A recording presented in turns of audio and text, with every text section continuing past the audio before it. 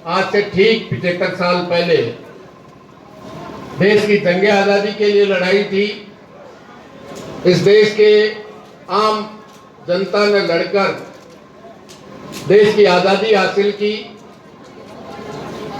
कानून, खेती हासिल की और आज का संघर्ष उस आजादी को बचाने का संघर्ष, उस खेत और रोटी को बचाने का, मजदूर के रोजगार को बचाने का, बेरोजगार को रोजगार दिलाने का।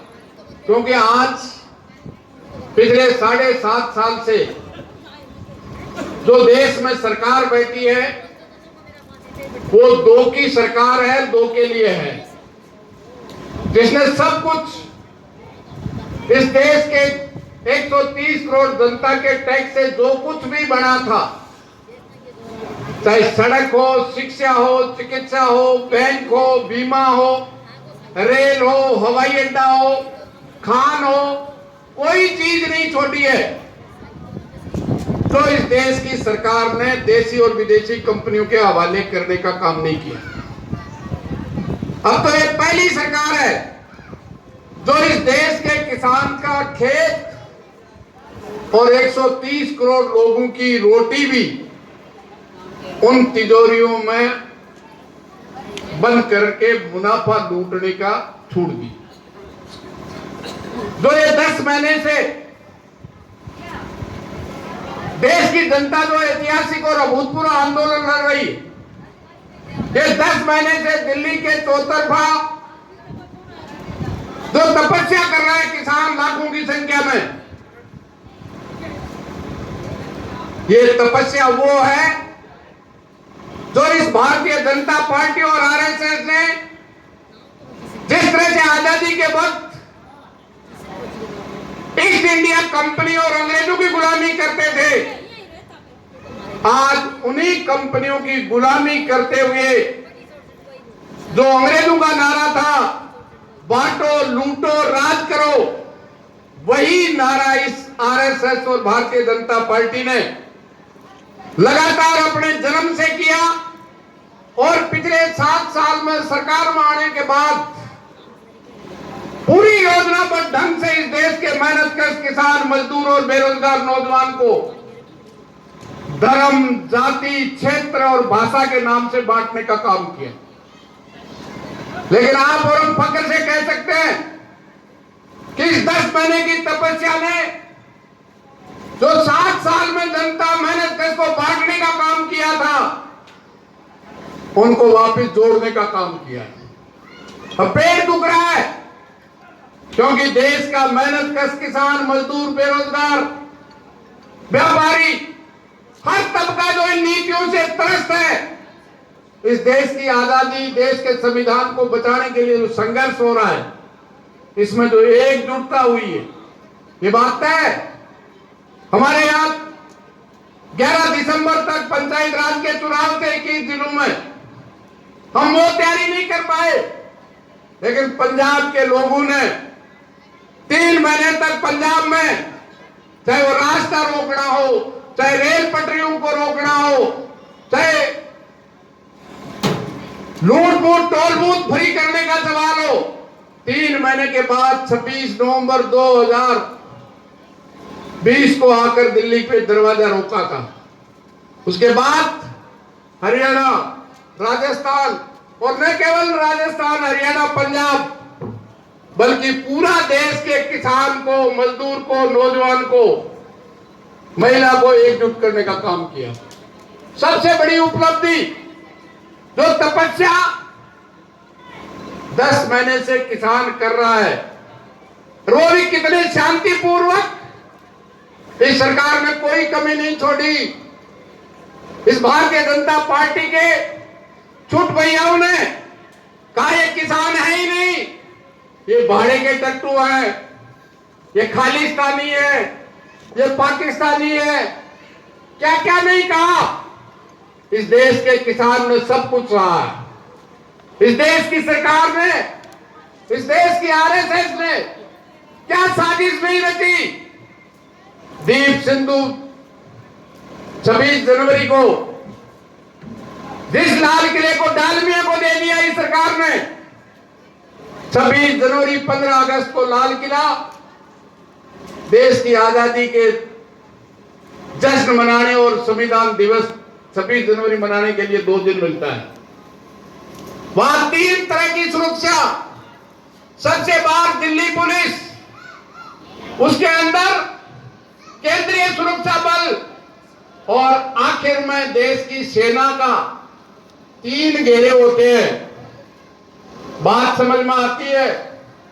कोई झंडा लेके दीप सिंधु जेब में लेके चला गया होगा, पूरा देश का मीडिया दिखा रहा था, वो देश का तिरंगा उतार कर अपना झंडा लगा रहा है। लेकिन उसके बाद वो सेना, अर्धसैनिक बल और दिल्ली पुलिस, वो तो सब टेलीविजन पर आपने और हमने भी देखा था जब ट्रैक्टर रैली कर रहे थे। बात समझ में आती है? अगर मिली भगत नहीं थी तो किस तरह से तीनों घेरों को तोड़ करके चला गया? किसी ने दीप सिंधु को झंडा फहराने वाले को नहीं पकड़ा।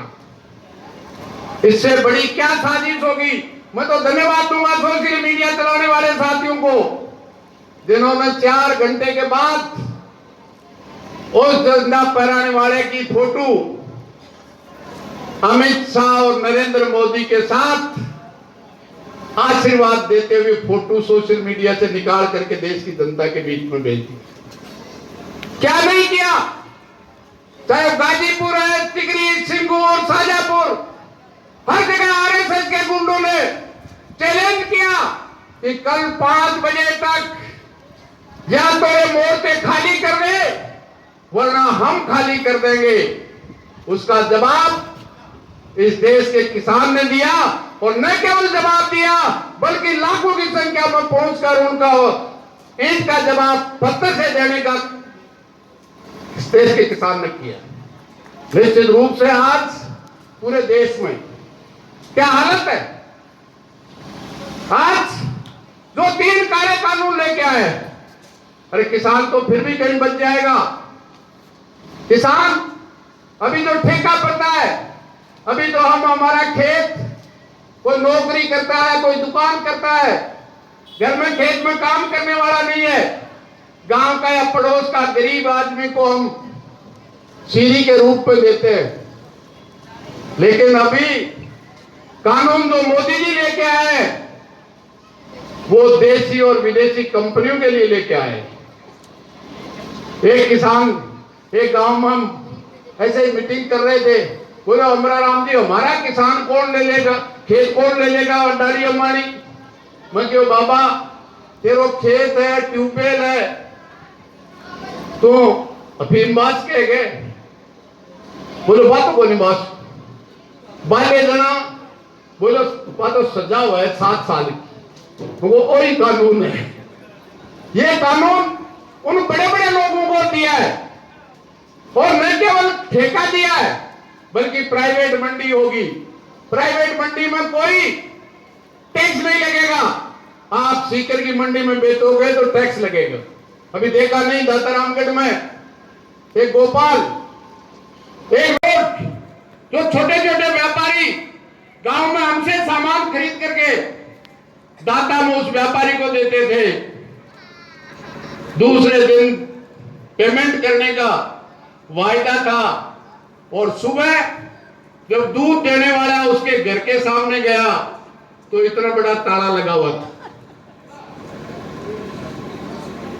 जब हम 26 तारीख को यहां से गए मिल्टन, अरे अब तो वो भारतीय जनता पार्टी की आरएसएस जो उसकी मां है, उसका किसान संघ भी कहता है ये कानून किसान के खिलाफ है, चाहे साजिश के तहत ही कह रहा है। आज एक भी किसान संगठन इन कानूनों के पक्ष में नहीं है। मोदी और अमित शाह कहते तुम्हारी भलाई के लिए, अरे हमें भलाई नहीं चाहिए भैया। कह रहे लोग कम हो गए मोर्चे में, अरे हम कह रहे हैं इस देश के 65% किसान और खेत मजदूर के आबादी है, उसके जितने देश में संगठन है सबके सब इस कानून के खिलाफ है। तो तुम जिद्दी क्यों कर रहे हो 10 महीने से? कह रहे हैं आदमी कम है, सब संगठन है। देश में 130 करोड़ लोग तो देश की संसद में नहीं जाते। 545 सांसद किसी भी पार्टी के चुन करके लोकसभा क्षेत्र से चुन के भेजते हैं, वो देश का प्रतिनिधित्व करते हैं। तो देश के आम उपभोक्ता रोटी जो खाता है, कोई है 130 करोड़ में जो रोटी खाए बिगर रह सकता है? सोना खा के, रुपया खा के जिंदा रह सकता है? अगर 15 दिन रोटी